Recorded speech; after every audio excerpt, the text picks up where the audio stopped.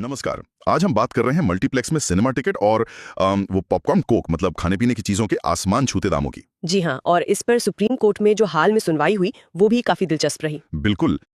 तो आज का हमारा मकसद है इस कानूनी और कह सकते हैं व्यावसायिकताओं पेच को समझना। कि क्या मल्टीप्लेक्स वाले अपनी मर्जी से दाम तय कर सकते हैं या फिर सरकार को इसमें दखल देना चाहिए। हाँ, और कोर्ट में जो बहस हुई वो काफी रोचक थी। असल में ये मामला शुरू हुआ कर्नाटक सरकार के एक फैसले से।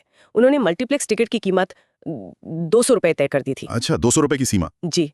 फिर कर्नाटक हाई कोर्ट ने इस पर रोक तो लगा दी, मगर कुछ शर्तों के साथ। और अब मल्टीप्लेक्स एसोसिएशन ऑफ इंडिया वो इन्हीं शर्तों के खिलाफ सुप्रीम कोर्ट गया है। बिल्कुल। तो ये सीधा सीधा व्यापार की आजादी बनाम सरकार के नियमन का मामला बन गया है। तो चलिए जरा देखते हैं कोर्ट में हुआ क्या। सुनने में आया है जस्टिस विक्रम नाथ ने मल्टीप्लेक्स में ऊंचे दामों पर काफी सख्त टिप्पणी की। हाँ, उन्होंने कहा आप पानी की बोतल के लिए 100 रुपए ले रहे हैं, कॉफी के लिए 700 रुपए। उनका मानना था कि दाम कुछ तो वाजिब हो ताकि लोग सिनेमा हॉल आएं। वरना हॉल खाली रहेंगे, ये भी कहा उन्होंने। जी। इस पर मल्टीप्लेक्स एसोसिएशन की तरफ से सीनियर एडवोकेट मुकुल रोहतगी का जवाब भी काफी दमदार था। उन्होंने कहा उन्होंने कहा कि ये तो पसंद का मामला है, जैसे कोई ताज होटल में कॉफी के 1000 रुपए भी दे सकता है। अच्छा, मतलब पूरी तरह बाजार पर छोड़ दो। हाँ, और फिर उन्होंने वो लाइन कही जो काफी चर्चा में है, खाली रहने दीजिए। अरे बाप रे, खाली रहने दीजिए, ये तो बहुत बड़ी बात कह दी। बिल्कुल। पर जस्टिस नाथ ने भी इसका जवाब दिया। उन्होंने कहा सामान्य सिनेमा हॉल तो अब बचे ही नहीं है। यानी लोगों के पास विकल्प कम हैं। और जस्टिस नाथ ने ये भी जोड़ा कि वो हाई कोर्ट के 200 रुपए वाले फैसले से सहमत है। तो ये जो सीधी बहस हुई ना कोर्ट में, हाँ, एक जज और वकील के बीच इस तरह की सीधी नोकझोंक, ये वाकई ध्यान खींचती है। ये सिर्फ कीमतों का मामला नहीं रहा, ये दो अलग अलग नजरियों का टकराव बन गया। अच्छा, रोहतगी जी ने हाईकोर्ट की शर्तों को अव्यवहारिक भी बताया।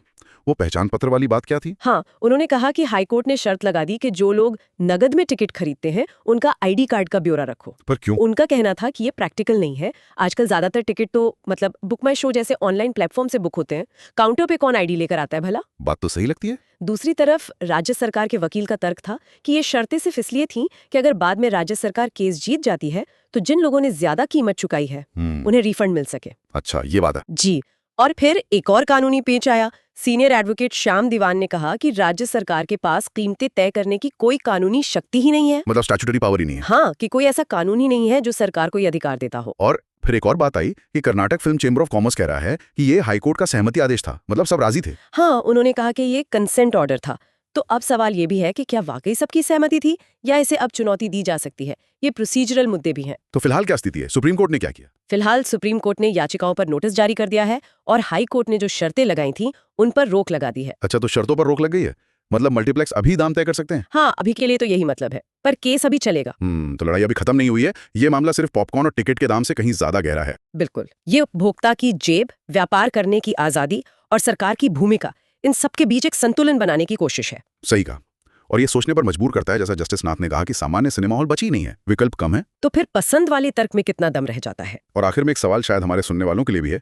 अगर सरकार मनोरंजन जैसी चीजों की कीमतें नियंत्रित नहीं कर सकती तो फिर जरूरी और गैर जरूरी चीजों के बीच ये लाइन कहाँ खींची जाए? खासकर तब जब बहुत सी दूसरी चीजों की कीमतें भी आम आदमी की पहुंच से बाहर हो रही हों। ये एक बड़ा सवाल है।